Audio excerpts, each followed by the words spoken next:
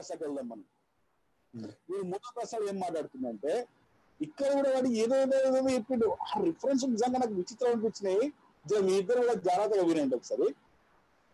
బ్రహ్మకు కుల మూలాలు ఉన్నాయట, అంటే ఉన్నట్టుగా, అంటే బ్రహ్మకు కులాలు ఉన్నాయని, అలాగే కుక్కలు తాకిని చంపినా శూద్రుని చంపినా ఒకటే అని ఆ విధంగా ఉన్నట్టు ఎక్కడ చూపిస్తున్నాడు అంటే ఆపస్తంభన ధర్మ సూత్రాలు ప్రాసన మొదటి అధ్యాయము పటాలు 9 ఖండం 5 సూత్రం ఏమైనా సరే ఇవి ఎక్కడన్నా వినమని చెప్తే చెప్పండి. ఇది ఆపస్తంభ సౌత సూత్రాలు. అది ప్రవీణ్ పగడాల అబద్ధపు బ్యాచ్ అపడాల బ్యాచ్ ఏదైతే రిఫరెన్స్ ఇచ్చిండో ఇందులో కనిపించట్లేదు, అసలు కనిపించట్లేదు. అందులో ఈ రిఫరెన్స్ ఉన్నాయా? ఏది మన ప్రాసన మొదటి అధ్యాయము అలాంటివి లేనే లేవు. 2వ అధ్యాయం ఉంటాయి, అందులో ఉన్నాయి కదా. బాగా చెప్తే సెల్లు కబుర్లు అయితే లేవు. అధ్యాయాలు ఉంటాయి కానీ అవి లేవు. పటాలు 9 అట, కాండలు 20 అట, సూత్రం 15 అట. అలాంటివి ఏం లేవు దీంట్లో. అరే పగడాల ఏంట్రా నాయన, నువ్వు చెప్పిన ల్యాప్టాప్ ముందర కూర్చొని ఏదో రిఫరెన్స్ లడ వాడుతీ ఈ పక్కన పగడాల. అంటే ఒక విషయం నేను ఇక్కడ చెప్తాను. చెప్పండి. ఎప్పుడు కూడా బుక్కులు కొనరు. వీళ్ళకు అమెరికాలో, ఇంగ్లాండ్ లో, లేకుంటే యూరోప్ లో కొందరు ఫేక్ రీసెర్చ్ బ్యాచ్ ఉంది. వాళ్ళు ఏం చేస్తారంటే మన గ్రంథాలని చదువుకొని దాన్ని వక్రీకరించి రెడీమేడ్ ఫైల్ తయారు చేసి వీడికి మెయిల్ పంపిస్తారు. దాంట్లో కొడతారనమాట, కొట్టడం మీద వస్తుంది. నేను అడిగాను అనుకోండి, అరే అసుర అంటే మీనింగ్ చెప్పరా అంటే అంటాడు, వదిలేస్తాడు. చెప్పంటాను అనుకోండి, అసుర అంటే వాళ్ళకి తెలిసిన మీనింగ్ ఒకటి రాక్షసుడు. ఇంకా చాలా మీనింగ్లు ఉన్నాయి, వీడికి తెలీదు. చదివేటోడికి రాక్షసుడు తప్ప మంచిగా వాడుతాడు, అసురాల మంచిగా కలుపుతున్నాయి. సో వీక్షకులారా, వీడియో క్లిప్పింగ్ చూశారు కదా. అసలు వీడు ఎట్లా డాక్టర్ అయ్యాడో ఇప్పటికీ నాకు ఆశ్చర్యమే. అసలు ఆర్టీఐ చట్టం ప్రకారం వీడు అసలు ఎట్లా డాక్టర్ అయ్యాడో కనుక్కోవాలన్న ఆలోచన కలుగుతుంది వీడు మాటలు చూస్తుంటే. వీడు ఏం చెప్తున్నాడు వీడియో క్లిప్పింగ్ ప్లే చేసి, అక్కడ మాట్లాడుతున్న వ్యక్తి హమార ప్రసాద్ స్పష్టంగా ఆపస్తంభ ధర్మసూత్ర అని చెప్తూ, ఆపస్తంభ ధర్మసూత్రలో ప్రవీణ్ పగడాల గారు డిబేట్ లో మాట్లాడిన రిఫరెన్స్ చెప్తూ ఈ డాక్టర్ ని ప్రశ్నిస్తున్నాడు అసలు ఇవి ఎక్కడున్నాయని చెప్పేసి. అసలు ఈ డాక్టర్ కి కొద్దిగన్నా బుద్ధి, సిగ్గు, జ్ఞానం, లజ్జ, మానం ఏమీ లేవు. అక్కడ స్పష్టంగా హమార ప్రసాద్ చెప్తుంది ఆపస్తంభ ధర్మసూత్ర. వీడియోని చూపిస్తున్నాడు ఆ వీడియోలో ఆపస్తంభ శ్రౌత సూత్ర. అరే డాక్టర్కి అసలు డాక్టర్ ఎట్లయినా వారి కొద్దిగా దిమాక్ లేదురా? ఆపస్తంభ ధర్మసూత్రకు ఆపస్తంభ శ్రౌత సూత్రకు ఎంత తేడా ఉంది? రెండు వేరు పుస్తకాల విషయం కూడా లేదా? ఇంత కూడా ఇంగిత జ్ఞానం లేదా? అసలు మనస్సాక్షిని చంపుకొని బతుకుతున్నట్టున్నది కదా పూర్తిగా. కొద్దిగా సిగ్గు తెచ్చుకురా వారి. రోజు తోముతున్నాం నిన్ను, చేపను బండగేసి రాకినట్టు రాకుతున్నాం నిన్ను, అయినా సిగ్గు వస్తలేదు. మళ్ళీ నవ్వుకుంటూ వస్తావు, ఇదో నా దగ్గర బుక్ ఉంది ఆపస్తంభ శ్రౌత సూత్ర, ఆ రిఫరెన్స్ లేదు. సిగ్గుందరా వారి? అసలు ఎట్లా మాట్లాడుతున్నావురా? అసలు ఆ డిబేట్ ఎప్పుడు జరిగింది? 2019 నవంబర్ 2వ తారీఖున. ఈ రోజు కూడా ప్రవీణ్ పగడాల అంటే సుస్సు పోసుకుంటున్నావు, ప్యాంట్ జడిచిపోతున్నట్టున్నది. ఇంకా కలవరిస్తున్నావు. కాపురం చేసుకురా వారి. ఏం ఆయన పేరు కలవరిస్తావు? ఆయన పేరు కలవరిస్తే ఏం కాదు, నీకు మళ్ళా నీ గర్వభంగం జరుగుడే. నిన్ను శాపం రాకినట్టు రాకుతున్నా సిగ్గు వస్తలేదురా? ఆయన మాట్లాడింది స్పష్టంగా ఆపస్తంభ ధర్మసూత్రం నుంచి. నువ్వు పెద్ద పోటుగానిలాగా ఇదిగో ఆపస్తంభ శ్రౌత సూత్ర, నీ బతుకు జడా. ఇగో చూడు, ఆయన మాట్లాడిన రిఫరెన్స్ చూపిస్తా స్క్రీన్ పైన.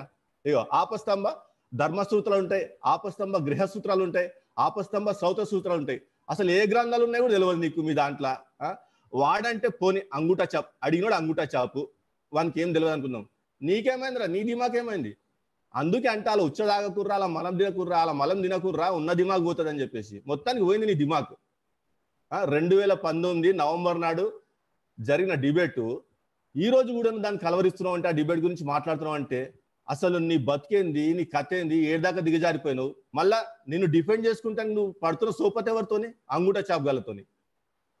ఆ ప్రశ్న ఒకటి పటాల నాయను కాండ 29 స్క్రీన్ పైన పెట్టిన చూడు, కాండ 25 స్పష్టంగా నేను చెప్పినాడు. ఆయన చదివిన విషయం కూడా ఇదిగో 13 దాంట్లో ఉంటుంది. If a cow, a chameleon, a peacock, a Brahmani, duck,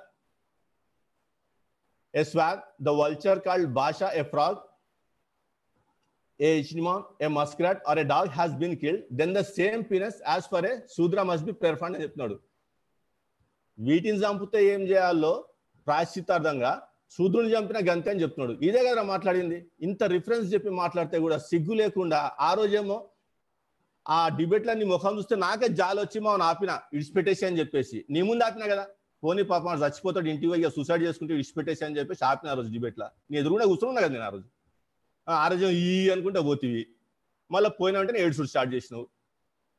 next ఇంకోటి ఏంది, ప్రశ్న 2 పటాల 10 కాండ 27. ఇక్కడ ఏం చెప్పిండు, ఏ man of one of the first 3 caste who commits adultery with a women of the శూద్ర క్యాస్ట్ షల్ బి బ్యానిష్డ్ అని చెప్పిండు. తర్వాత ఏమన్నాడు, ఏ శూద్ర with a women of one of the first 3 caste shall suffer capital punishment అని చెప్పిండు. ఏం తప్పు చెప్పిండ్రా, ఈ లేవని కటింగ్ ఇచ్చినావు. అసలు ఎట్లొస్తున్నారా బాబు వీడియో ముందుకు మాట్లాడటానికి? మీ గ్రంథాల్లో ఏముందో తెలియదు, అసలు ఎన్ని రకాల గ్రంథాలు ఉన్నాయో కూడా తెలియదు. ఆపస్తంభ ధర్మసూత్ర అంటే తెలియదు, ఆపస్తంభ గృహ సూత్రం అంటే తెలియదు. నీ దగ్గర ఉన్న ఒక పుస్తకం ఆపస్తంభ సౌర సూత్రం పట్టుకొని శ్రౌత సూత్రం పట్టుకొని ఇక నా దగ్గర ఉందని లేవు రిఫరెన్స్లు. అసలు నిన్ను ఏమన్నా కూడా అర్థమవుతుందిరా. అసలు నిన్ను అని మానూరు పాడు చేసుకుంటే నేను అనుడు.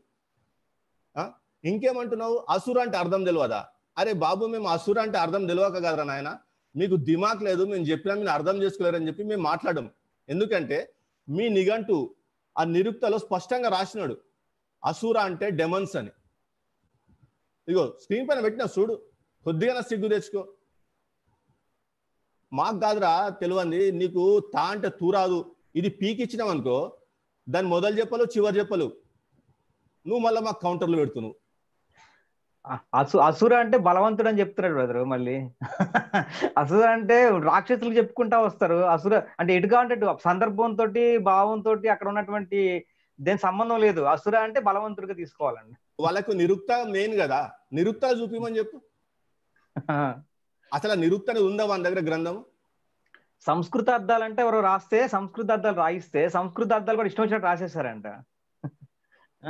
వాని పరిస్థితి అట్లుంది. అసలు సిగ్గు లజ్జ మానం అభిమానం ఏం లేవు. అసలు స్క్రీన్ ముందటికి వచ్చి ఎట్లా నవ్వుతుందో అర్థం అవట్లేదు నాకు. మొన్ననే రాకెట్స్ పెట్టేసినాం, మళ్ళా చేసిండు, మళ్ళీ ఇవాళ రాకుతున్నాం, మళ్ళీ రేపు వస్తాడు సిగ్గు లేకుండా. ఆడు మనిషి పుట్టుక ఎట్లా పుట్టినవరా వారి. అసలు మీ ఇంట్లోనన్నా సిగ్గుపడతలేరు అనుకుంటే నేను చూసి, వాళ్ళని బుద్ధి చెప్తలేరు నీకు. వాళ్ళు ఈ వీడియోలు చూస్తలేరు కావచ్చు, ఈ వీడియోలు చూస్తే పాపం ఎంత బాధపడతారు. అసుర అంటే రాక్షసులని, దస్యులన్నా కానీ రాక్షసులని చెప్పి రాసుకున్నారు, డెమన్స్ అని. వాళ్ళ బుక్ కదా ఇది, మనం రాసినామా? అసలు ఈ బుక్స్ ముఖం వాడి ఉన్నాడని చూస్తే కదా. ప్రక్షిప్తాలు అంటారు బ్రదర్. అదేంటంటే ప్రక్షిప్తాలు అంటారు. మరి ప్రక్షిప్తాలు సరి చేసుకోవచ్చు కదా, చింపు అతల కదా. మనం ఏమంటారు, ప్రక్షిప్తాలు ఎందుకు ఉంచారంటే వాళ్ళ బుక్స్ లో రామాయణంలో ఉంచారు. రామాయణంలో ప్రక్షిప్త సర్గాలు ఉన్నాయి, మరి ఎందుకు ఉంచినట్టుగా? మరి అవి తీసేయాలి కదండి. ముందు ధర్మ పోరాటం అంటే అది చేయాలి, ముందు అది చేయాలి. ప్రక్షిప్తాలు అంటారు, మళ్ళీ అదే పట్టుకొని ఎలా ఆడతారు? అది బ్రదర్ ఏది ఆడటం చేతకాక మధ్యలో ఒక సామెత ఉంది కదా, మ్యాక్స్ ముల్లర్ అంటారు. అదేంటంటే ఇప్పుడు మనుస్మృతిలోనేమో 70 ఉన్నాయి అంటారు, మిగతాయి లేవంటారు. బట్ అంటే శ్లోకాలు ఉన్నాయి కదా, ముందు అవి ప్రక్షాళన చేసుకోవాలి వీళ్ళు ముందు. ఆడికి ఇప్పుడు మంచి ఇస్తాయి. అలా నాకు ఎంత కాలుతుందంటే ఆడొక కాదు బ్రదర్, ఇప్పుడు సిద్ధాంతపరంగా పోరాటం చేయాలని చూడండి, నేను రాసుకున్నాను, అంత ఎవిడెన్స్ లో ఉన్నాయి. ఈ వీడియో చూస్తున్న వాళ్ళు గమనించండి. దొంగనా కొడుకులంట, రాక్షసులంట, మనము దొంగనా కొడుకులం అంట, వెధవలం అంట, పశువులం, గాడిద కొడుకులం, ఇవన్నీ మాట్లాడాల్సిన అవసరం ఏముంది? మనకేమైనా పరగా ప్రత్యేకత ఏముంది? సిద్ధాంతపరంగా పోరాటం ఉంది, సిద్ధాంతపరంగా మాట్లాడుకుందాం. ఇప్పుడు బైబుల్లో నువ్వు పచ్చి బూతులు చెప్తున్నారు. బైబుల్లో ₹1,00,000 సవాల్ కూడా చేస్తాం మనం బురదని. మనం ఏంటి బైబుల్లో నువ్వు అడిగేటప్పుడు చాలా అజ్ఞానంగా అడుగుతున్నా, నీకు సమాధానం జాగ్రత్త చెప్తున్నాం. అలాగే గ్రంథం అడిగినప్పుడు సమాధానం చెప్పాలి. బూతులు ఎందుకు వస్తున్నాయి మా ఇంట్లో మధ్యలోకి? అంటే చేతకాకనా ఇవన్నీ? ప్రక్షిప్తాలు అంటాడు, అర్థాలు కాదంటాడు, మ్యాక్స్ ముల్లర్ అంటాడు, అది అంటాడు, ఇది అంటాడు. ఇదేంటి సబ్జెక్టు? అవన్నీ ఉంటే నువ్వు తీసి చూపించరా బాబు. కాదు, చూస్తే ఏమనిపిస్తుంటే బ్రదర్, వీడికి అసలు ఆ ఈసీఎల్ దగ్గర ఉన్న హాస్పిటల్కి మంచిగా చీర, గాజులు, పసుపు గింతం పార్సల్ చేసి చేద్దాం అనుకుంటున్నా. ఇంకా ఈ శాతగానానికి ఎందుకు కంట్రోల్ పెట్టుడు? ఐడియాలజీకి వ్యతిరేకంగా మాట్లాడుతున్నప్పుడు ఐడియాలజీని బేస్ చేసుకుని ఐడియాలజీని ఖండిస్తూ మాట్లాడాలి. వ్యక్తిగత దూషణ అంటే నా కొడుకులు. అరే ఏం పుట్టినవరా, మంచి చేత కదా. అసూర్లం అంటే మేమేరా బాబు, మీ వేదాలలో రాసుకున్నారు చూడు. ఇగో ఋగ్వేదం 4వ మండలము 30వ సూక్తంలో 20 రుక్కులో అసుర రాజైన శంబాసురుని 100 పురములను ఆక్రమించి ఇంద్రభక్తుడైన దేవదాస్ ఇచ్చినట్టు రాసుకున్నారు. మీరే రాసుకున్నారు కదా, మా రాజులను చంపుతున్నట్టు. ఇగో మా హరప్ప నాగరికత నాశనం చేసి మీరేం చెప్పి రాసుకున్నారు. ఋగ్వేద 6:27-5లో ఇంద్రుడు పరాశికాసురుని పుత్రులను వధించినాడు, హరప్ప నగరపు పూర్వ భాగంలో వసించిన వృచ్చివాన్ పుత్రులను వధించినాడు. ఈ ద్వారా అనార్యులైన హరప్ప వాసులను హతమార్చినట్టు రాసుకున్నారు కదా వారి. అసలు కొద్దిగా సిగ్గు శరం ఏం లేదు. చూడండి, ఈ దస్యులు అంటే నిరుక్త 7 నేను చూపించిన డెమన్ రాసుకున్నారు. స్వామి దయానంద సరస్వతి కూడా దస్యులు అంటే వికెడ్ పర్సన్స్ కింద వివరించిండు. అరే ఏం అసలు ఈయనకి ఏం చెప్పాలో కూడా అర్థమవుతలేదు బ్రదర్.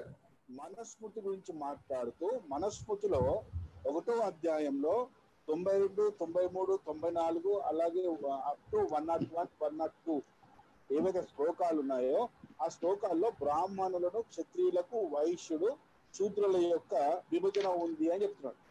అంటే వీరి ఉద్దేశం ఏంటంటే వీడు ఒక ల్యాప్టాప్ ముందర పెట్టుకొని ఏదో వాగేస్తున్నాడు అంతే. అంటే అందులో ఇది ఉంది, ఇంట్లో ఇది ఉంది అని చెప్పేసి ఏదో బిల్డప్ ఇస్తున్నాడు తప్ప వీడు చెప్పిన ఈ రిఫరెన్స్ ఆధారంగా వీడు చెప్పిన వీటిని ఆధారంగా చూస్తే అక్కడ ఏమీ లేదని మనకు స్పష్టంగా కనబడుతుంది. ఇప్పుడు వాడు ఏం చెప్తున్నాడు, వాడే చెప్తున్నా ఏమంటున్నాడంటే బ్రాహ్మణులు క్షత్రియులు వైశ్యులు శూద్రులకు విభజన ఈ శ్లోకాల్లో ఉంది. అది పిచ్చడా ఆ ఒక్క శ్లోకాలు ఏంది రా మన ధర్మశాస్త్రం మొత్తమే వర్ణ వ్యవస్థ మీద ఆధారపడి ఎగ్జాక్ట్ ఆధారపడి ఉంది. దాని గురించి ఒకసారి వీడు చెప్పింది అంటే వీడు ఏం చెప్తున్నా అంటే ఈ 1వ అధ్యాయంలో ఈ శ్లోకాలే విభజించబడ్డాయి అని చెప్పి వీడు కొద్ది వక్రీకరణ, లేకుంటే ఈ శ్లోకాల్లో ఏదో దాగి ఉన్నది అని చెప్పేసి ఏదో వక్రీకరించాలని చూస్తున్నాడు. యాక్చువల్ గా ఒరిజినల్ మను ధర్మశాస్త్రం ప్రకారము మనుధర్మశాస్త్రము 1వ అధ్యాయంలో ఎన్ని శ్లోకాలు ఉన్నాయి? వీడు చెప్పినట్టు 92, 93, 94, 101, 102 ఉన్నాయా? ఒకవేళ ఉంటే ఈ మనుధర్మశాస్త్రము ఈ వర్ణ వ్యవస్థ మీదనే రాసిందని చెప్పి చెప్తుంది కదా. ఈ వర్ణ వ్యవస్థ ఓన్లీ వర్ణ వ్యవస్థ గురించి రాసింది, ఇంకేం గురించి రాసింది? ఒకసారి ఎక్స్ప్లెయిన్ చేయండి. ఒక విషయం నేను ఇక్కడ ఏం చెప్తానంటే, వర్ణ వ్యవస్థ అనేది హిందూ గ్రంథాలలో ఉంది. అయితే ఈ వర్ణ వ్యవస్థ ఏంటి అనేది అందరూ తెలుసుకోవాలి, కొంచెం క్లారిటీ ఇవ్వాలి. ఇప్పుడు ఈ రోజు మన సమాజంలో కూడా చదువుకున్న వాళ్ళు, బిజినెస్ చేసేవాళ్ళు, లేకుంటే సబ్జెక్ట్ తెలిసిన వాళ్ళు, లేకుంటే శ్రామికమైన వాళ్ళు, శ్రమ వల్ల కానీ కొన్ని ప్రత్యేకమైన విద్యలు కలిగిన వాళ్ళు ఈ రోజుకి ఉన్నారు. అంటే సమాజం ఏదైతే ఈ రోజు ఉందో అది కూడా వర్ణ వ్యవస్థనే పాటిస్తుంది. ఇప్పుడు ఒక ఆఫీస్ తీసుకుందాం, ఒక ఆఫీస్ లో ప్రపంచంలో ఉన్న ప్రతి దేశము వర్ణ వ్యవస్థనే పాటిస్తుంది. సో అది తప్పు అని వీడు అంటున్నారంటే వీడి మూర్ఖత్వం ఇక పీక్ లో ఉంది, చాలా డౌట్లు. సో ఒక ఆఫీస్ ఉంది అనుకుందాం, ఒక ఆఫీస్ లో ఒక బాస్ ఉంటాడు, ఒక మార్కెటింగ్ డిపార్ట్మెంట్ ఉంటుంది, ఒక ఇంటెలెక్చువల్ హబ్ ఉంటుంది, ఎడ్యుకేషనల్ క్వాలిఫికేషన్, వాళ్ళు బ్రాహ్మణులు. తర్వాత 4th క్లాస్ ఎంప్లాయీస్ ఉంటారు, వాళ్ళు స్కిల్ ఉన్న వాళ్ళు, మంచి స్కిల్ ఉన్న వాళ్ళు, వాళ్ళు లేకుంటే అసలు ఆఫీస్ గడవదు. వాళ్ళు ఎవరంటే శూద్రులు. సో ఈ క్లాసిఫికేషన్ అనేది ఉంది. అంటే ఈ ప్రవీణ్ పగడాల ఎవరైతే అబద్ధపు బ్యాచ్ వాడు ఉన్నాడో వీడిని మనం అబద్ధాల బ్యాచ్, అప్పడాల బ్యాచ్ అంటారు. వీడు ఏం చేస్తాడంటే కులానికి వర్ణానికి తేడా తెలియదు. ఎందుకంటే ఎప్పుడు వీడు అంబేద్కర్ రాసింది చదవలే. వీడు అంబేద్కర్ గారు తన పుస్తకాలలో చాలా స్పష్టంగా వర్ణ వ్యవస్థ వేరు, కుల వ్యవస్థ వేరు అంటారు. ఈ వర్ణ వ్యవస్థ ఎప్పుడైతే ఉండేదో అది క్రమేణా కరప్ట్ అయిపోయి కుల వ్యవస్థ తయారైంది. ఇది తయారు చేసిన వాళ్ళు కూడా బ్రాహ్మణులు కాదు అని రాస్తాడు తన పుస్తకంలో. మరి అంత స్పష్టంగా అంబేద్కర్ గారు రాసింది వీడు చదవలేదా? మరి తెలిస్తే నేను దళితుల్ని, నాకు అన్యాయం జరిగింది. నీకెక్కడ అన్యాయం జరిగిందిరా? నువ్వు క్రైస్తవానికి మారి నిజమైన దళితులకు నువ్వు మోసం చేస్తున్నావు. వీళ్ళు ఈ క్రైస్తవ గొర్రెలు మోసం చేస్తున్నారు. కాబట్టి వీడేంటంటే అసలు అంబేద్కర్ రాసింది చదవనే లేదు వీడు. అది ఒకటి. ఇంకోటి, స్పష్టంగా మన గ్రంథాలలో ఎక్కడ కూడా కుల ప్రస్తావన లేదు. వాళ్ళు చేసే వృత్తుల్ని బట్టి బహుశా డివైడ్ అయ్యారు అంతే తప్పించి ఇప్పుడు వర్ణ వ్యవస్థ గురించి మన భగవద్గీతలో ఉంది, తర్వాత వేదంలో కూడా ఉంది, కానీ అక్కడ చెప్పబడిన అర్థాలు వేరు. మనస్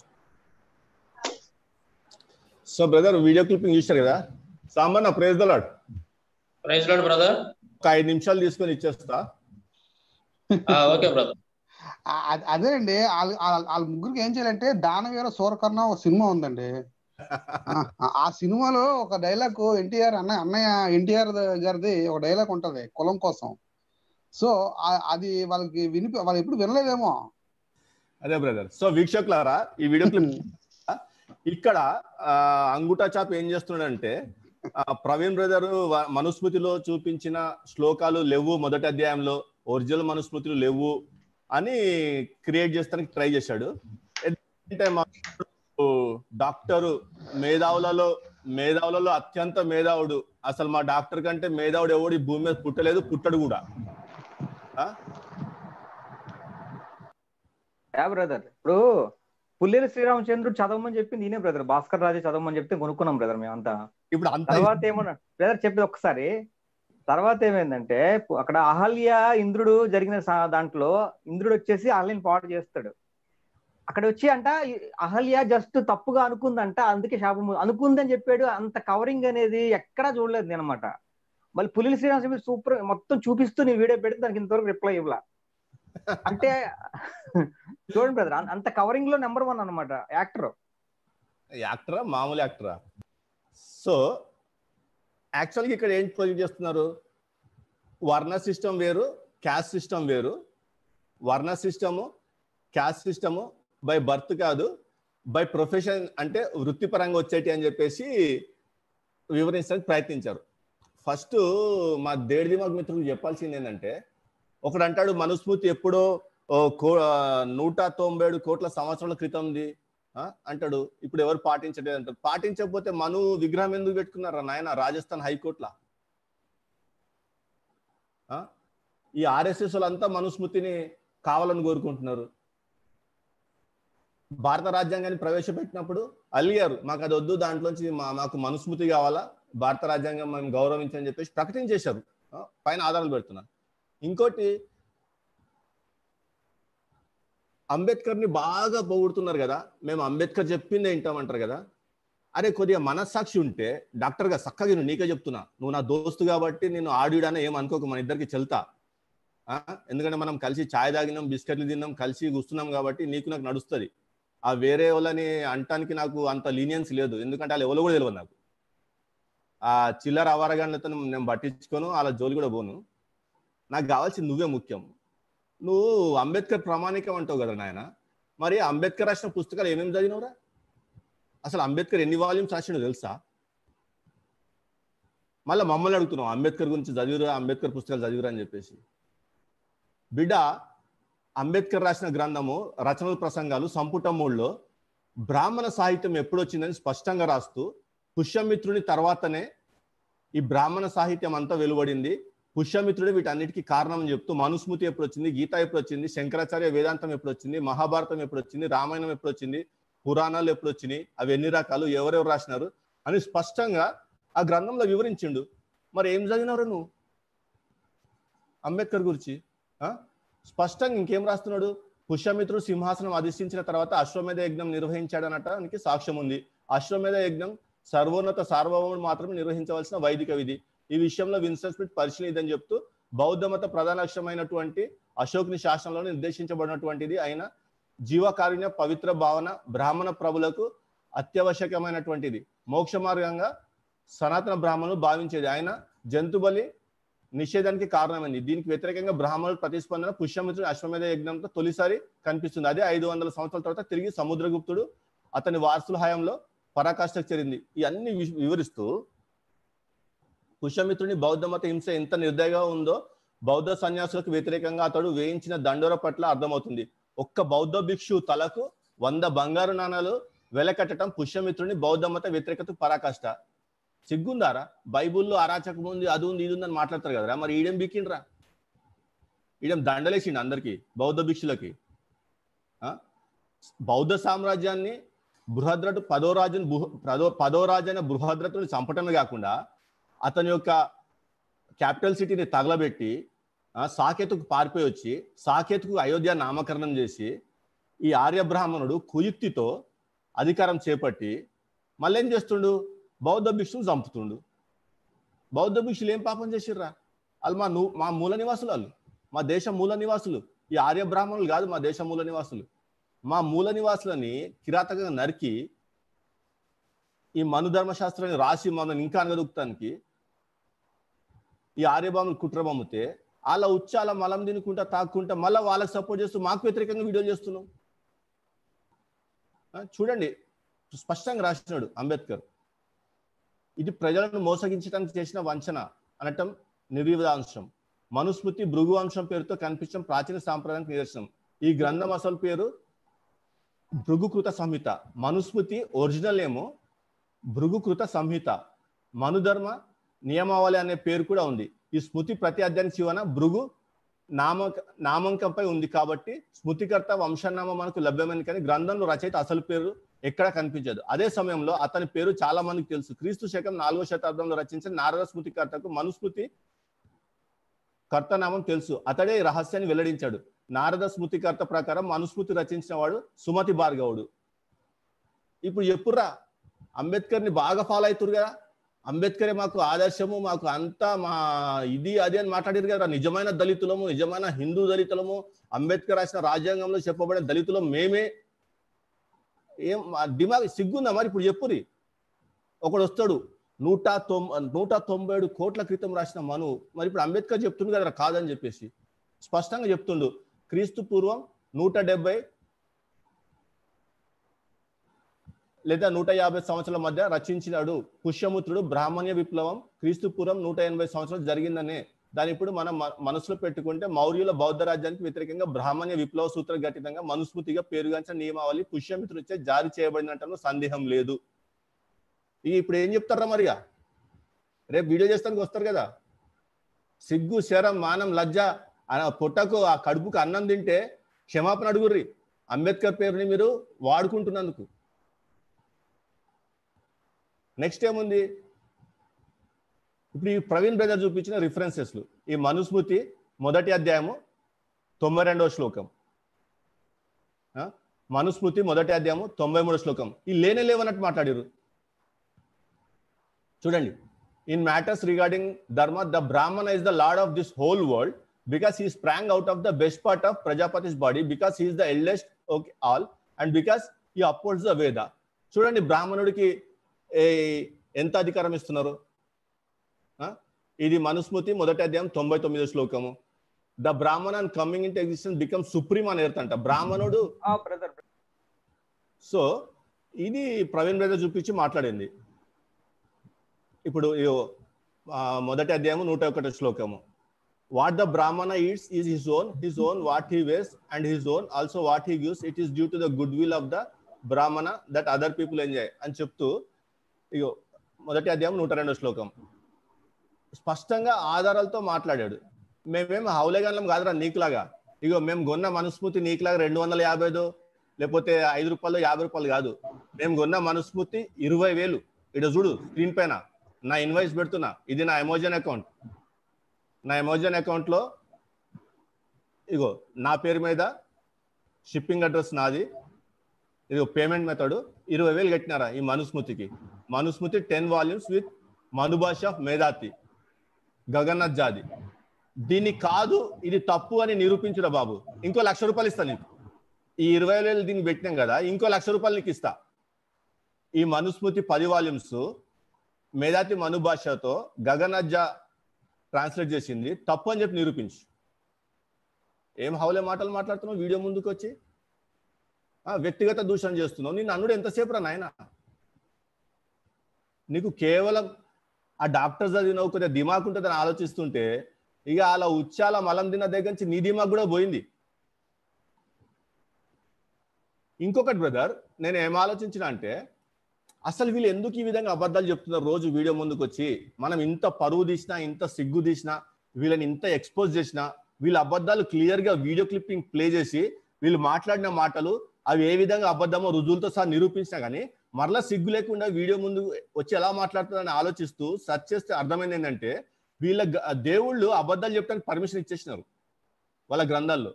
వీళ్ళ అబద్ధాలు ఏందనే చెప్పొచ్చు అనమాట. చూడండి, స్క్రీన్ పైన ఎవిడెన్స్ పెట్టాను. బ్రహ్మ వైవర్త పురాణ కృష్ణ జన్మకాండ 98లో 38 నుంచి 44 శ్లోకాలు చదివితే వీళ్ళు అబద్ధం ఆడొచ్చంట.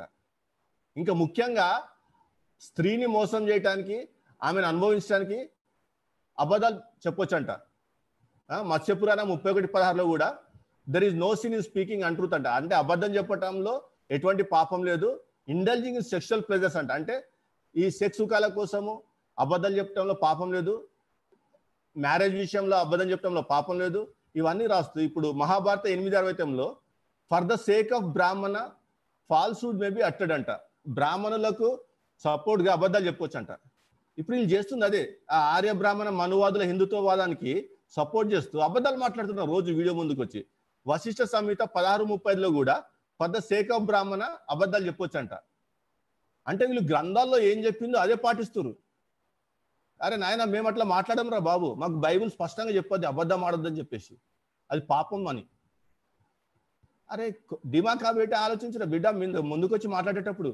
ఇప్పుడు మీరు ఏమంటున్నారు, క్యాస్ట్ వర్ణము డిఫరెంటా? అసలు మీ గ్రంథాలు ఏం రాసుకున్నారా తెలుసా మీకు?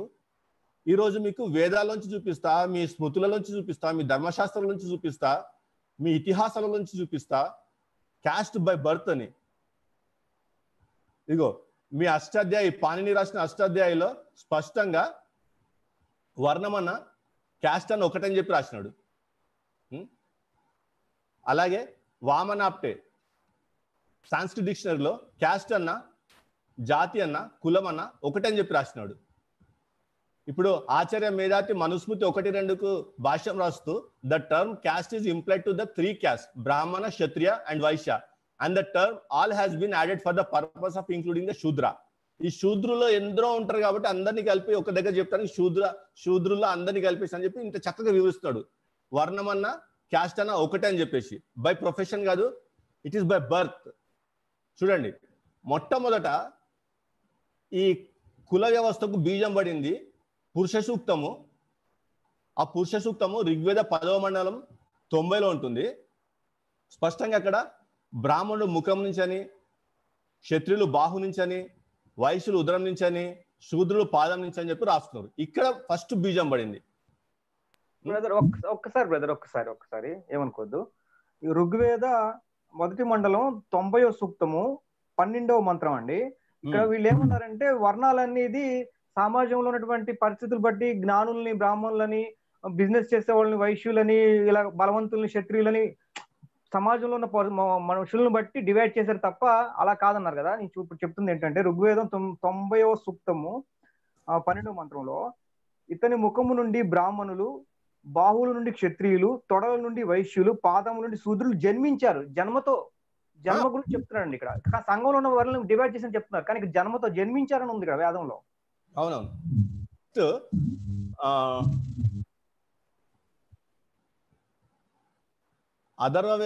అథర్వవేదంలో 19వ కాండంలో 6వ సూక్తంలో 6వ మంత్రం కూడా స్పష్టంగా రాసుకున్నారు. The Brahmana was his face, the Kshatriya become his arms, the Vaishya his middle, from his 2 feet was born the Shudra. పుట్టినట్టు రాసుకున్నారు. ఇప్పుడు చాండోగ్య ఉపనిషత్తులో సెక్షన్ 5లో చాప్టర్ 10 verse 7లో ఈ విధంగా రాస్తున్నారు. Among them those who did good work in this world in their past life attain a good birth, accordingly they are born as Brahmin, Kshatriya, Vaishya. కర్మలకు అనుసారంగా బ్రాహ్మణ్గా పుట్టాలా, క్షత్రియ పుట్టాలా, వైశ్యులుగా పుట్టాలని చెప్పేసి కూడా రాసేశారు. But those who did bad work in this world in their past life attain a bad birth, accordingly being born as a dog, a pig or as a casteless person. ఇంత స్పష్టంగా పుట్టుక ద్వారా కులం నిర్ణయించబడుతుంటే మీరేంద్ర నాయన హౌలగణలాగా వచ్చి మాట్లాడుతారు. స్పష్టంగా అర్థమైపోయింది నీకు. ఎప్పుడైతే ఆపస్తంభ సౌత్ర సూత్ర, ఆపస్తంభ ధర్మసూత్ర తేడా తెలియదో, ఆ రిఫరెన్స్లు ఏ విధంగా రాయబడి ఉన్నాయో తేడా తెలియదు, అప్పుడే అర్థమైపోయింది నీకు గ్రంథాల జ్ఞానం లేదని చెప్పేసి.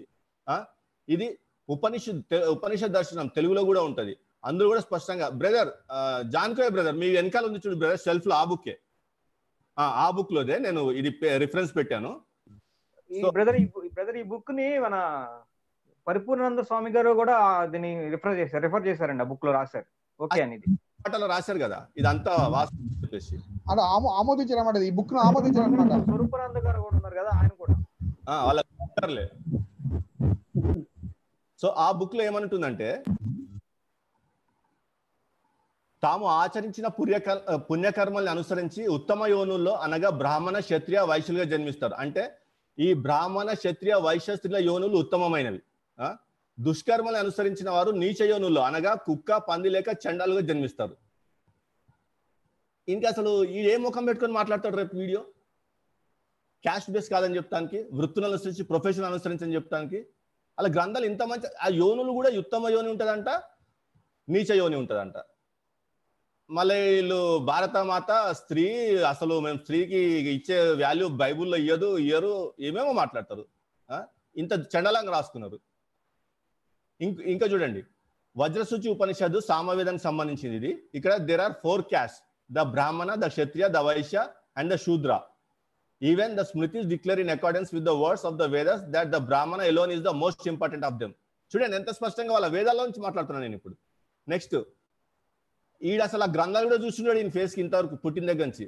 నిరాలంబ ఉపనిషత్తు ఇది శుక్ల యజుర్వేదానికి సంబంధించింది. ఇందులో కూడా వాట్ ఈస్ జాతి అంటే it cannot refer to the, చూడండి వీళ్ళు మోసం చేస్తారు కదా, వర్ణం అంటే చర్మం రంగు అని అది ఇది అని చెప్పి మోసం చేస్తూ ఉంటారు కదా, కాదని చెప్పి స్పష్టంగా రాస్తున్నారు. It cannot refer to the skin, the blood, the flesh or the bone. There is no caste for atma, caste is only conventional. స్పష్టంగా రాస్తున్నారు. క్యాస్ట్ బేస్డ్ వన్ జాతి అంటే క్యాస్ట్ అని చెప్పేసి. ఇప్పుడు ధర్మసూత్రాలను చూద్దాం. ఇది ఆపస్తంభ ధర్మసూత్ర బుక్ 1. ఇందులో స్పష్టంగా ఏం రాస్తారంటే, among this each preceding class is superior by birth. పుట్టుక ద్వారానే నిర్ణయించబడుతుంది ఎవడు ఎక్కువ ఎవడు తక్కువ అని చెప్పేసి. Shudras are to serve the other classes. శూద్రుడు పై 3 వర్గాల వారికి సేవ చేయటమే వాడికి నిర్ణయించబడింది. అలాగే గౌతమ ధర్మ సూత్రాల్లో ఆక్యుపేషన్స్ ఆఫ్ ద 4 classes లో వివరిస్తూ వైశ్యులకు శూద్రులకు నియమించిన పని వివరిస్తూ, శూద్ర is the 4th class with a single birth. చూడండి మొత్తం బర్త్ బేసే, ప్రొఫెషన్ బేస్ కాదు. శూద్ర has to serve the upper classes స్పష్టంగా రాస్తున్నారు. అలాగే ధర్మసూత్ర ఆఫ్ గౌతమలో క్రిమినల్ అండ్ సివిల్లలో రాస్తూ, శూద్రుడు అంట ఈ పై ద్విజులను, ఈ పై 3 వర్ణాలని వారిని దూషిస్తే లేదా వారిని కొడితే, the part of his body use for the crime should be chop. దీని ఏమంటారు, ఏ ఆర్గన్తో, లేకపోతే ఇప్పుడు చేతితోనే కొట్టాడు అనుకున్నా ఆ చేతుల్ని కట్ చేయాలి, ఇప్పుడు నాలుగుతో దూషించాడు అనుకో నాలుగుని కట్ చేయాలి అని స్పష్టంగా రాశారు. మళ్ళీ ఇంకేం రాస్తున్నారు, and if Shudra listens in on a Vedic recitation his ears shall be filled with molten tin or lac. సీసంతో నింపాల వేదం వింటే, ఆ వేదాన్ని ఉచ్చరిస్తే అతను నాలుక కట్ చేయాల. ఒకవేళ ఆ వేదాన్ని విని జ్ఞాపకం చేసుకొని మదిలో ఉంచుకుంటే అతని బాడీని 2గా చీల్చేయాల. ఇంత స్పష్టంగా రాసుకున్నారు. అలాగే ధర్మసూత్ర వశిష్ఠలో ఆక్యుపేషన్స్ లో స్పష్టంగా శూద్రుడి యొక్క పని ఏంటంటే to serve these classes is the invariable means of livelihood of Shudras అని రాసుకున్నారు. అలాగే మనుస్మృతి 8వ అధ్యాయంలో 410, 413 శ్లోకాల్లో శూద్ర to perform services for the twice born caste, అంటే ద్విజుల కంటే బ్రాహ్మణ క్షత్రియ వైశ్యులకు శూద్రులు సేవ చేయాలని రాశాడు. ఇక్కడ స్పష్టంగా రాస్తున్న 413లో he has been created by the self born, he has been created like that. ఆ విధంగా అతడు సృష్టింపబడ్డాడు సేవ చేయటానికే శూద్రుడు అనేవాడు. ఇదేం ప్రొఫెషన్తో కాదు లేదా వృత్తితో కాదు, వర్ణమన్న కులమన్న ఒకటే. దీనికే గగనజ్జా కామెంటరీ చెప్తూ ఇది ఇంకా ఎక్కడెక్కడ ఉందో కూడా చెప్తాడు. అపారార్కలో పేజ్ నెంబర్ 786లో కూడా ఈ విధంగా రాసిందని చెప్తున్నాడు. అలాగే వివాద రత్నాకర్లో కూడా ఈ విధంగా రాసిందని చెప్తున్నాడు. ఇప్పుడు నేను ఇది ఎందుకు 20,000 పెట్టుకున్నామో చెప్పాలా బ్రదర్? ఈ మనుస్మృతి మీద 20,000 ఎందుకు వెచ్చించామంటే, ఇప్పుడు వీడు ఏమంటున్నాడు, దయానంద సరస్వతి ఏదో మనుస్మృతి తీసుకొచ్చి శుద్ధ మనుస్మృతి తయారు చేశాడు, ప్రక్షిప్తాలు ఉన్నాయని చెప్పి అన్ని తీసేశాడు, ఒక 8 కారణాలు చెప్పాడని చెప్పి అని చెప్తున్నాడు కదా. అదే దయానంద సరస్వతి మరి భగవద్గీత కూడా మొత్తం లేపేశాడు శ్లోకాలు. భగవద్గీతలో ఎక్కడెక్కడైతే శ్రీకృష్ణుడు దేవుడు అని చెప్పబడిందో అవన్నీ శ్లోకాలు లేపేశాడు. మరి అది తీసుకుంటారా? అది ప్రామాణికంగా తీసుకుంటారా? మీరు ఏ దయానంద సరస్వతిని అయితే ప్రామాణికంగా తీసుకొని వాళ్ళు తప్పించుకుంటానికి ప్రయత్నం చేశారో అదే దయానంద సరస్వతి భగవద్గీతను తీసుకొని ఇందులో ఇన్ని ప్రక్షిప్తాలను తీసిపడేశాడు, రామాయణం తీసుకొని ఇన్ని ప్రక్షిప్తాలను తీసిపడేశాడు. స్పష్టంగా ఎక్కడెక్కడైతే రాముడు దేవుడు అని చెప్పబడ్డాడో, ఎక్కడెక్కడైతే శ్రీకృష్ణుడు దేవుడు అని చెప్పబడ్డాడో ఆ శ్లోకాలు అన్ని ప్రక్షిప్తాలు. రాముడు ఒక రాజు, శ్రీకృష్ణుడు ఒక రాజు అని చెప్పి రాశాడు. అలాగే విగ్రహారాధన పాపము అని చెప్పి రాశాడు. మరి ఇప్పుడు దయానంద సరస్వతిని ప్రామాణికంగా తీసుకొని మాట్లాడతారా? అరే డాక్టర్గా వాళ్ళకంటే చదువు సంధ్య లేదు, ఆలోచించే జ్ఞానం లేదు, మైండ్ లేదు, ఎంతసేపు బూతుల మీద బతికేస్తారు. అదంతా బూత్ బ్యాచ్. అది నీకేం రోగం వచ్చిందిరా? చక్కగా ఉన్నావు కదా, నీ ఆలోచనకి ఏమైంది? అందుకే అంటున్నా, నువ్వు ఈ మధ్య పెంట తింటానికి అలవాటు పడ్డావు, మలం తాగుతానికి అలవాటు పడ్డావు అని, మూత్రం తాగుతానికి అలవాటు పడ్డావు అని చెప్పేసి స్పష్టంగా ఇంత కరెక్ట్గా రాసుంటే ఎంత బ్లఫ్ చేస్తాను తయారు చేస్తావు. మళ్ళీ మమ్మల్ని అంటావా అప్పడల బ్యాచ్, అబద్ధాల బ్యాచ్ అని? అసలు రేపు ఎట్లా అంటావు చూస్తారా? నువ్వు వీడియో ముందుకు వచ్చి ఏం మాట్లాడుతావు చూస్తా నేను. స్పష్టంగా మనుస్మృతిలో ఈ విధంగా రాస్తున్నారు. If a low born person tries to occupy the same seat with his superior, ఈ శూద్రుడు అనే వాళ్ళు బ్రాహ్మణులతో, క్షత్రియులతో, వైశ్యులతో సమానంగా కూర్చుంటానికి ప్రయత్నిస్తే అతను పిరుదులు వచ్చాడని చెప్పి రాసుకున్నారు. అదే ఎక్కడెక్కడ రాయబడిందో కూడా ఈ మనుస్మృతిలో ఉంటది. అందుకే మేము దీనికి 20,000 పెట్టుకున్నాం. ఎందుకంటే ఇది ప్రక్షిప్తం అంటానికి వీలు లేదు. ఇదే శ్లోకము గౌతమ ధర్మసూత్రాల్లో 12:7లో ఉంది, ఆపస్తంభ ధర్మసూత్ర 2:27లో 15లో ఉంది, విష్ణు స్మృతిలో 5:20లో ఉంది, నారద స్మృతిలో 15:16లో 26లో ఉంది. సో పక్క ఆధారం ఉంటుంది అనమాట. ఈ శ్లోకము ఇక్కడ ఉంటే ఇదే శ్లోకం ఇంకా వాళ్ళ హిందూ గ్రంథాలు ఇంకెక్కడెక్కడ ఉందని చెప్పేసి కంపారిటివ్ నోట్స్ ఇస్తారు ఇందులో, ఈ మనుస్మృతిలో. అందుకే మేము 20,000 వెచ్చించి ఈ బుక్ను కొన్నాం. ఈ 10 వాల్యూమ్స్ లో ఉంటుంది. నీలాగా 250 పుస్తకం పట్టుకుని మాట్లాడతలేను నాయన, 5 రూపాయల పుస్తకం పట్టుకుని మాట్లాడతలేను నేను. ఇంకేమంటారు బ్రదర్, వీళ్ళు రామాయణంలో శంభుకుని చంపింది కుల వ్యవస్థను కాపాడతాను కాదు, రామాయణంలో శంభుకుడు సశరీరంగా స్వర్గానికి పోవాలని తపస్సు చేశాడు, అది తప్పు, అందుకే చంపేశామని చెప్పేసి అబద్ధం చెప్పారు. ఇదే కదా టిఎస్ కుమార్ బ్రదర్ మీరు చెప్పింది, వాడు ప్రామాణికంగా చూపించాడని చెప్పేసి. పాపం వాడు చూపించే తెల్లారే సాంబా బ్రదర్ పైసలు పెట్టి తెప్పించండి. వాడు చెప్పినాకనే జాన్కో కొన్నావు తెప్పించాడు, వానికి మాట్లాడితే ఉంటుందని చెప్పేసి మేము కూడా తెప్పించినాం. అయ్యా మా మిత్రుడు వీడియో పెట్టి ఇగో ఇది ప్రామాణికం, ఈ పుస్తకాలు ప్రామాణికం అని చెప్పి చూపించాక, సరే వీడికి పుల్లల రామచంద్రుడి నుంచి మాట్లాడదని చెప్పేసి ఆ బుక్స్ తెప్పించినాం. వాడు చెప్తేనే కొన్నాం ఈ పుస్తకాలు. మా దగ్గర పాత రామాయణంలో ఉన్నా కూడా, పాత రామాయణం విత్ శ్లోకము, విత్ తాత్పర్యము, విత్ టీకా ఉన్నా కూడా వీడు చెప్పాడు కదా చెప్పేసి మళ్ళీ ఇవి కొన్నాం. ఇప్పుడేమో కాదన్నాడు బ్రదర్, మళ్ళీ మాట మార్చాడు, ప్లేట్ ఫిరాయించాడండి. ప్లేట్ సాంబార్ ఇస్తాడు ఇప్పుడు తర్వాత ఇక్కడ ఏంటంటే కుల వ్యవస్థను కాపాడటానికే, వర్ణ వ్యవస్థను కాపాడటానికి రాముడు శంభుకుని చంపాడు. ఎందుకంటే మీకు ఈ వృత్తాంతం అందరికి తెలిసింది, ఎక్కువ టైం వేస్ట్ చేయదలుచుకోలేదు. ఇది ఉత్తరాఖండము 74 సర్గలో ఉంటుంది. ఇక్కడ శూద్రుల ధర్మం ఏంటంటే ఆ త్రేతాయుగం నాటికి సమస్త వర్ణములకు సేవ చేసుకోవాలా, వారి పై వర్ణములకు సేవ చేసుకోవాలా. స్పష్టంగా 27 శ్లోకాలు చూస్తే యుగానుసారము శూద్రులకు ధర్మముగా తపస్సు లభ్యము కాదు, శూద్రుడు తపస్సు చేయకూడదు, కానీ కలియుగంలో మాత్రం చేసుకోవచ్చు అంట. వీళ్ళ ఎట్లా అంటే సత్యయుగంలో కేవలం బ్రాహ్మణులకు చేయాలంట తపస్సు, త్రేతాయుగంలో బ్రాహ్మణులకు క్షత్రియులకు అనుమతింపబడిందంట, తర్వాత యుగంలో ఈ శూద్రులకు అనుమతింపబడిందంట. అసలు సత్యయుగంలో ఎవడు బతికింది ఎవడు వచ్చింది ఎవరిని తెలియదు, త్రేతాయుగంలో ఫేకు. సో ఇక్కడ ఏంటంటే శూద్రుడు తపస్సు చేస్తున్నాడు, అందువల్లనే ఈ బాలుడు మృతి చెందాడని చెప్పేసి ఒక నెంపం వేసి బ్రాహ్మణులు రాముడిని పావుగా వాడుకుంటారు. పావుగా వాడుకుంటే రాముడు ఏం చేస్తాడు, ఆ నారదుడు బెదిరిస్తాడు, అరే బాబు నువ్వు పాపం చేస్తున్నావురా, నరకానికి పోతావురా నాయన అని బెదిరియంగానే రాముడు వెంటనే భయపడిపోయి ఈ శంభుకుని చంపేస్తాడు. ఇక్కడ రాముడు ఇంకా ఆడిన మాట తప్పుతాడు. ఇక్కడ ఏమంటాడంటే శంభుకుడితోని, నువ్వు ఎవరో చెప్పు, నిన్నేం చేయ, నీకు భద్రం కలుగును గాక అని మాటిస్తాడు. మాటిచ్చిన తర్వాత శంభుకుడు నేను శూద్రుడు అనగానే ఇంకా ఎటువంటి విచారణ ఉండదు, తీస్తాడు, తల నరికేస్తాడు. వీళ్ళు ఏం చెప్తున్నారు, సిగ్గు లేకుండా వచ్చేసి, అరే డాక్టర్గా నువ్వు చెప్పిన పుస్తకంలోకి మాట్లాడుతున్నా. బాలకాండము 34వ సర్గలో 8వ శ్లోకంలో సత్యవతి అనే స్త్రీ సశరీరంతో స్వర్గానికి వెళ్ళిందిరా నాయన, ఆమె శూద్రురాలు కదా, సశరీరంతో స్వర్గానికి పోడు లేదని చెప్తున్నావు కదా. ఆ కాలంలో తపస్సు చేసుకునేది శూద్రులకు లేదు కాబట్టి శూద్రుడైన శంభుకుని ధర్మ అదేది యుగ ధర్మం తప్పిడని చంపేసినని చెప్తున్నావు కదా. మరి ఇక్కడ అయోధ్యకాండ 63వ సర్గంలో 28వ శ్లోకంలో రాముని తండ్రి ఒక శూద్రుని బాణంతో చంపినప్పుడు శూద్రుడు తపస్సు చేసుకుంటలేడు. అక్కడ అలా తల్లిదండ్రులు పెట్టిన శాపమే కదా, కుమారుడి వియోగంతో దశరథుడు బాధపడతారని చెప్పేసి. వాళ్ళు శూద్రులు కదా, శూద్రులే కదా, ఇంకా అక్కడ వర్ణ సంకరం జరుగుతుంది. ఇక్కడ చూడు, అయోధ్యకాండ 63వ సర్గం 52 నుంచి 53 శ్లోకములలో, నువ్వు బ్రాహ్మహత్య పాతకము చేసేనేమని భయపడకము ఓ రాజా, నేను ద్విజుడను కాను, నువ్వు మనసులో బాధపడకు, నేను శూద్ర స్త్రీలందు జన్మించిన వాడను. స్పష్టంగా చెప్తున్నాడు. అంటే శూద్రులు తపస్సు చేసుకునే వాళ్ళు, శూద్రులు స్వశరీరంతో స్వర్గానికి పోయేవాళ్ళు. ఇది రాముని కాలంలోనే.